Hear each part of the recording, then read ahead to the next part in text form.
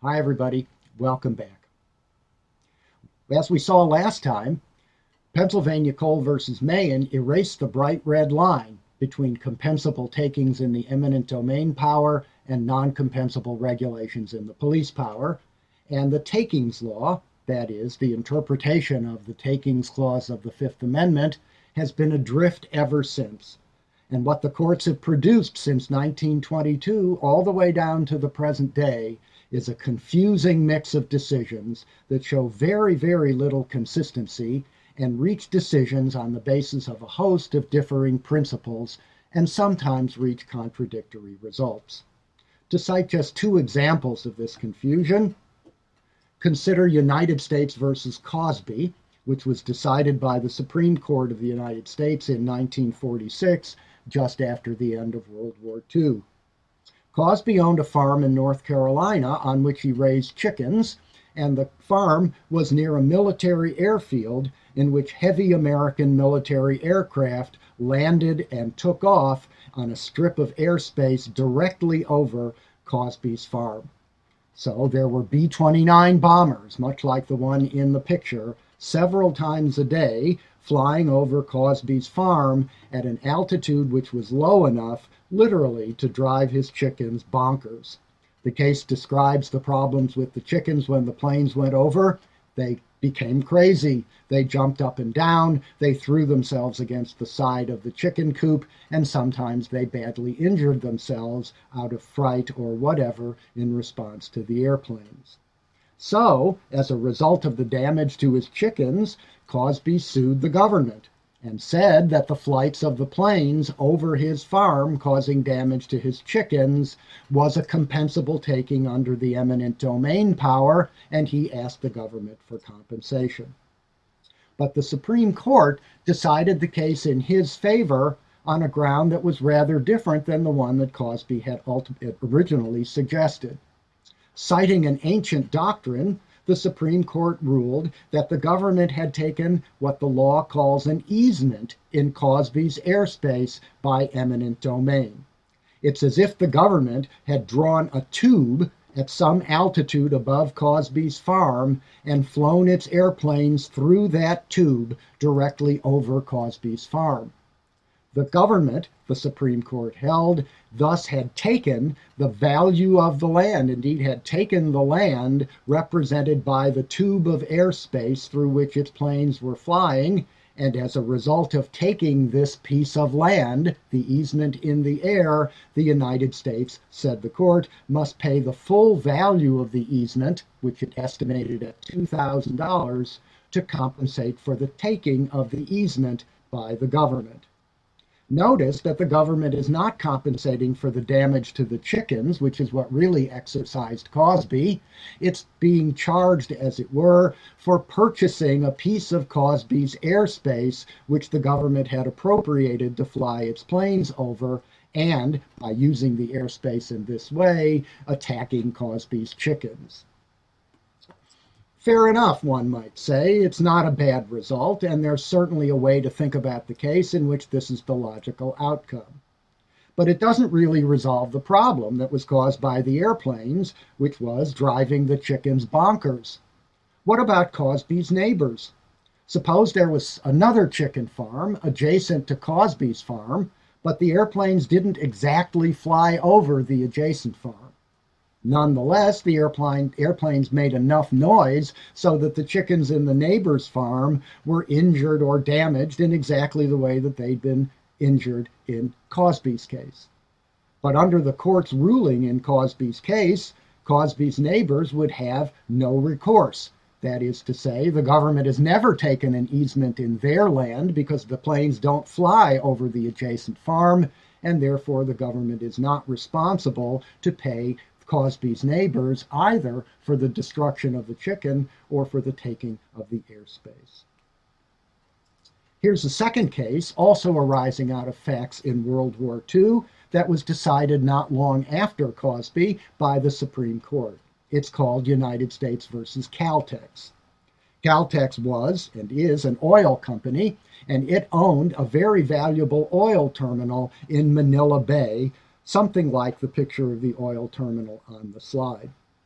But late in 1941, after the Japanese army had attacked the Philippines, General MacArthur ordered his army to retreat in the face of the Japanese, and on the 31st of December 1941, General MacArthur ordered the destruction of Caltex's oil terminal in Manila Bay in order to keep that terminal and the valuable oil refining facilities that were near it away from the enemy.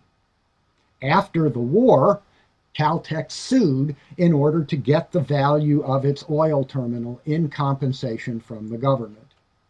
Caltex didn't challenge the government's power to destroy the oil terminal. It recognized that General MacArthur was in a war, that war sometimes requires that governments take action against the property of citizens, and Caltex did not challenge this power. But the entirety of the oil terminal was destroyed. The value of Caltex's property was reduced just about by 100%. And so Caltex, following Pennsylvania Coal, wants this deemed a compensable taking. It's willing to do its part for the national war effort, but it wants to be compensated for the destruction of its extremely valuable property, almost down to zero. But the Supreme Court denies the claim. Cosby might have been surprised by this.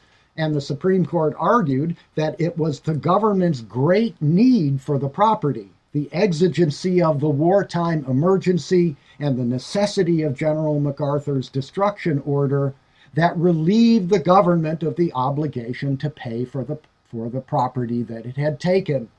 Because the government needed the property so much, the court said, the destruction of private property in battle must be borne by the sufferers alone. This looks like it is quite contradictory to Cosby. In Cosby, the chickens were asked, to sacrifice themselves for the war effort, but Cosby was compensated for their value. He was not asked whether he wanted to lose the chickens. Indeed, the chickens were not asked whether they wanted to be lost. Cosby's easement was taken from him without his consent. He did his part in the war, and now he's going to be compensated for it. Caltex sees itself in exactly the same position, and it argues that the case for compensation is even stronger when the government has such a great need for the property. It's obvious that the government, all the people of the United States, were going to realize a tremendous benefit by keeping the Caltex oil terminal from falling into the hands of the Japanese army. In such a case, wouldn't it make sense to force the government to pay because it has the great need, rather than in fact relieving it from the obligation to pay for the same reason? I suspect, although I don't know, that the real reason behind the Caltex decision was that a contrary decision, a decision that put Caltex in the same place as the Pennsylvania Coal Company and characterized the destruction of the Caltex terminal as a compensable eminent domain taking, that ruling would have had intolerable consequences and implications for other cases that might arise in the future. For example, almost 500,000 American soldiers, sailors, and airmen were killed during World War II.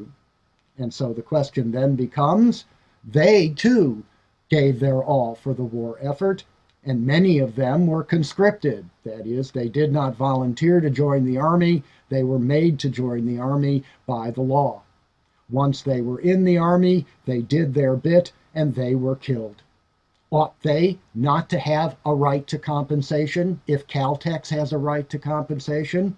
The logic seems irrefutable. And I suspect that the court saw that logical link when it was deciding Caltex, and by deciding Caltex in the way that it did, it precluded suits by the survivors of those 500,000 dead soldiers to win compensation for their own deaths in an analogous case. The court felt, obviously, I think, that it was just not on to compensate the survivors of the soldiers, and that to lay the groundwork for such a precedent, should it ever be needed, Caltex had to be decided in the way that it was. And so we see cases being decided more or less on an ad hoc basis for at least 60 years after the decision in Pennsylvania Cole versus Mahan. The pendulum in the Supreme Court swung back and forth between favoring compensable takings in the spirit of John Locke and favoring non-compensable regulations in the police power in the spirit of Jeremy Bentham. Let me remind you of what Locke and Bentham's respective positions on the takings issue might be. For John Locke, every act of government that takes property must be compensated. That's why we have a government in the first place, according to Locke. Compensation protects individuals and their rights. It makes it impossible for the government to destroy individuals by taking property rights from them and reducing the value of their property substantially. If the government acts in such a way as to create losses in the pursuit of its legitimate purposes, then Locke would argue those who suffer the loss must be compensated. And in doing so, Locke might argue, this makes the government look at the price tag. If the government knows that it's going to have to compensate those whom its acts injure in the eminent domain power, Locke might argue that this would force the government to pay very close attention to looking at the benefits of the act and then looking at the costs of the act to make sure that the benefits are sufficiently large so as to justify the payment of compensation to the individuals who lose as a result of the act. Finally, Locke might say, holding the government to a requirement of compensation whenever its acts cause damage to individuals might limit the field and the scope of government, and for Locke, that generally is an end to be desired. On the other hand, Jeremy Bentham would take a very liberal interpretation of the police power because, in fact, he would argue, as we've seen before, that government has an obligation to pursue the public welfare. In Bentham's characterization, the government has an obligation to pursue policies that maximize the sum of individual utilities. And as it does so, Bentham says, government must have complete or plenary power to pursue the public good.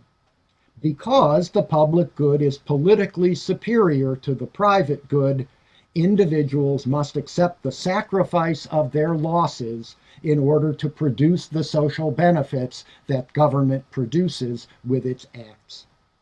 By the same token, because public good is superior to private interest, the rights that enable people to obstruct a public good, those very rights that Locke would applaud as limiting the scope and the field of government, rights that enable people to obstruct the public good for Bentham should not be recognized, and government should be free to act without the burden of compensating the losers whenever the social benefits of its act, that is, the sum of the utility increases that its act produces, is greater than the sum of the costs that the act imposes upon other people.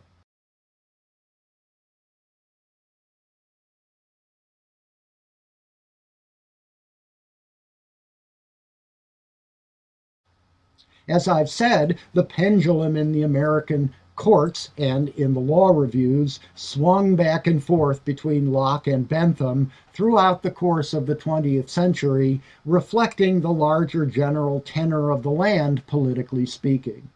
During the middle part of the 20th century, when government was seen with more sympathetic eyes by most of the American people, and Bentham was in the ascendancy, theories of the police power and the takings clause that favored the Benthamite view were common, but somewhat later, when the pendulum had swung the other way and a more Lockean view prevailed, which was less friendly to government and less friendly to government action in the purported public interest, theories emerged that would express Locke's view in articulating the differences between the police power and the eminent domain power.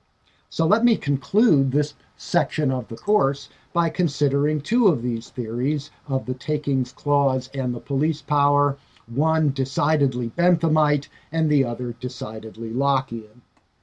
The Benthamite theory comes from the pen of Frank Michelman, a professor of law at Harvard Law School, who wrote an article in 1968 in which he attempted to offer a general theory of when it is that a government act which has unfavorable consequences for some citizens generates a requirement of compensation to those citizens and when it does not. Michelman noted that every act taken by the government has people who gain benefits as a result of the act and produces people who bear costs and thus lose utility as a result of the act.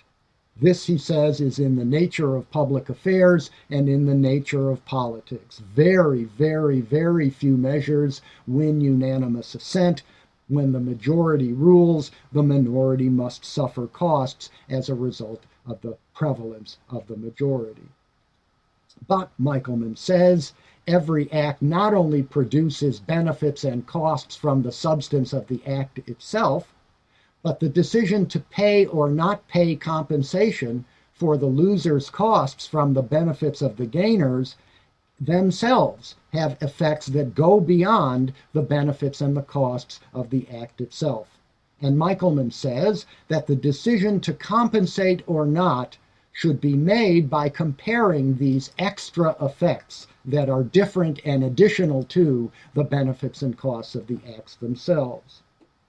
So Michelman notes that if compensation is paid for a government act that creates losers, and the losers are compensated in full by the government for the losses that they have suffered, in the Lockean sense, this will help guarantee the efficiency of the act by forcing the government to pay close attention to whether the benefits of the act are large enough to justify the compensation that the government is going to have to pay.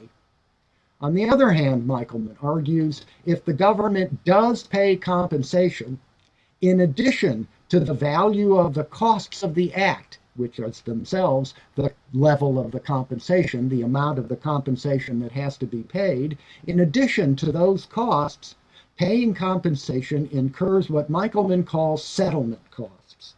The losers have to be identified. The amount of each individual's loss must be identified for certain, and then checks must be cut and sent out to everybody who is lost. And all of these activities, Michelman argues, generate costs, the costs he calls settlement costs, and in some kinds of cases, particularly where the number of losers is very large and where the amount of cost that each has suffered is relatively small, settlement costs may prove to be very, very large. On the other hand, if compensation is not paid and losers are required to simply swallow the losses that the act has produced for them, Michelman argues that demoralization costs will be incurred, and that demoralization costs, the costs that arise from a decision not to compensate the losers for the cost that they've suffered as a result of an act, demoralization costs generate two kinds of effects. One are economic demoralization costs, which Michelman characterizes as lost investment or other kinds of changed economic behaviors that result from people's understanding that they are liable to be treated unjustly at the hands of the government as it has treated someone else in a particular case where the decision not to pay compensation has been made. This harkens back to the Hayek thought example that we developed earlier, which suggested that when in fact there was stealing, economic demoralization might prevent anyone from investing in production in the next period to the detriment of everybody in society. Michelman appeals to the same point by arguing that the failure to pay compensation for lost property values may discourage people in the future from investing in property for fear that their property values will also be taken from them by the government without a requirement of compensation. But even where demoralization has no economic effects, Michelman argues, it might have moral effects, and there might be moral demoralization costs that arise as outrage in individuals over the injustice that the failure to pay compensation to the losers in another case has created for them. This outrage may not manifest itself in any change of behavior, and it may not show up as a change in the price of any good exchanged in markets. But just as the moral costs of crime are real, for Michelman, the moral demoralization costs of the failure to pay compensation are themselves real, and because they're real, they must be taken into account in deciding whether to pay compensation or not in the wake of any given governmental act. And so, Michelman argues that we should pay compensation, that is, call the act in question a taking in the eminent domain power, when the demoralization costs of not paying compensation are greater than the settlement costs of paying compensation. And he says we should not pay compensation, that is, we should call the act in question a non-compensable regulation in the police power, when the settlement costs of paying compensation exceed the demoralization costs of not paying compensation. It's a Benthamite idea, and it's obviously one that could best be done by legislatures. And so I'll ask you, perhaps as an exercise in your free time, to see whether you could apply Michelman's theory to the facts of the cases that we've just talked about. How would Michelman decide Mugler versus Kansas? How would he decide United States versus Cosby? How might he decide United States versus Caltex?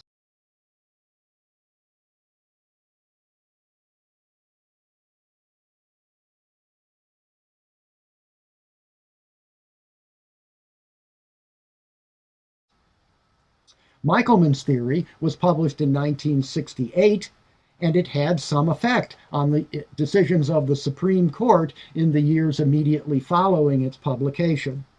In a famous case involving the designation of the Grand Central Terminal, or the Penn Central Terminal, in New York as a national historical monument, the Supreme Court appealed to a utilitarian theory of the Takings Clause, which owed much to Michelman's argument in denying compensation to the owners of that property for the lost value as a result of the designation of their property as a historical landmark.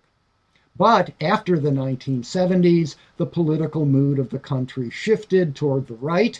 The Benthamite view was slowly eclipsed by a more Lockean perspective on the relation of government to individuals, and more particularly on the government's obligation to compensate or not compensate. And almost as if in reply to Michelman's theory, a theory of takings and police power from the Lockean point of view was offered by the University of Chicago law professor Richard Epstein in a 1984 book about the Takings Clause. Epstein is perhaps the most prominent Lockean legal philosopher working today, and his argument is straight out of the Second Treatise of Government. Property rights, Epstein argues, are not held at the sufferance of the government, and the government has no general authority or warrant to take anybody's property rights without paying compensation for them. Moreover, says Epstein, this should not be decided on the basis of some abstract theory that can be applied only by a legislature and has no application, generally speaking, immediately to concrete cases.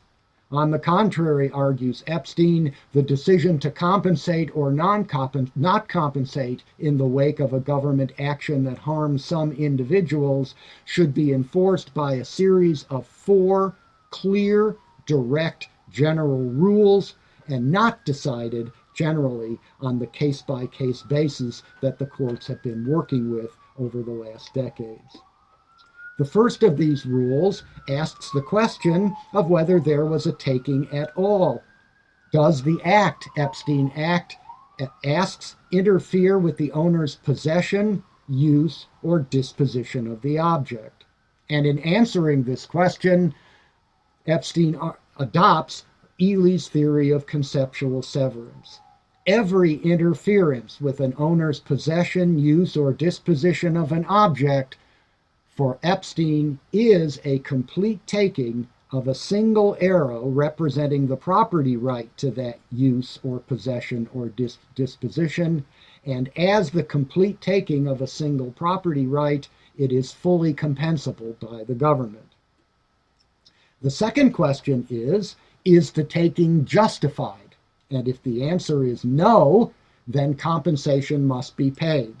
If the taking is justified, according to Epstein, then compensation is not required.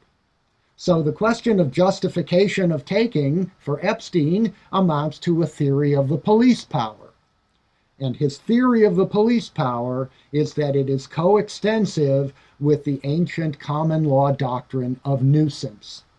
And Epstein argues that the government acts in the police power when it is acting as the agent of many individual cost bearers, all of whom are suffering a common nuisance or interference with the quiet enjoyment of their own property on the part of another individual. Perhaps the textbook example of a police power regulation for Epstein would be the placement of the initial entitlement to be free from the costs of the smoke that the legislature placed in the steel plant's neighbors in our steel plant example. Each of those steel plant neighbors, Epstein would note, would have at common law an action in nuisance against the steel plant, because they all the neighbors have the same common cause of action in nuisance against the steel plant. Epstein would give the government the right to act against the steel plant by giving the neighbors the right to collect compensation from the steel plant for the costs that they've borne as a result of the taking of their good health. And if the government does so, Epstein argues, it owes nothing to the steel plant for taking, as it were, away from it the right to freely inflict its smoke and crud on the neighbors without compensation. Third, Epstein asks, is the taking for a public purpose as the Fifth Amendment explicitly requires? That is, for Epstein, are its benefits close to universal, in which case it is for the public purpose because everybody or almost everybody in the community derives benefits from the action? Or are the benefits concentrated in a smaller group, in which case they're not public because they're not shared by everyone. They're private because they're focused and concentrated on one group that is smaller than the entirety of the community at large.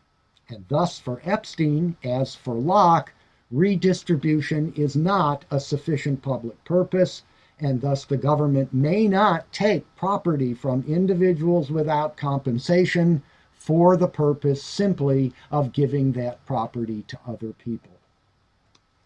Finally, Epstein asks, has the taking been implicitly compensated? And if it has been implicitly compensated, then compensation beyond that will not be required, and the act will be characterized as being a regulation in the police power. For example, taxes are compensated by services provided, and therefore, Epstein argues, people don't have to be compensated for the taxes that they pay. They pay their taxes, the government produces public services which benefit everyone, and those public services provide the benefits for Epstein that compensate for the payment of the taxes, so no further tax compensation is required for taxes. Similarly, murder laws impose on potential murderers and make it impossible for them to murder without paying a penalty. But these too require no compensation to the murderers because, like everybody else, murderers are benefited by the potential security increases that are created for them by the law against murder. Since everybody benefits from the increase in security that is created by a law against murder, then nobody needs to be compensated for whatever burden putting a price on the act of murder is liable to impose upon them.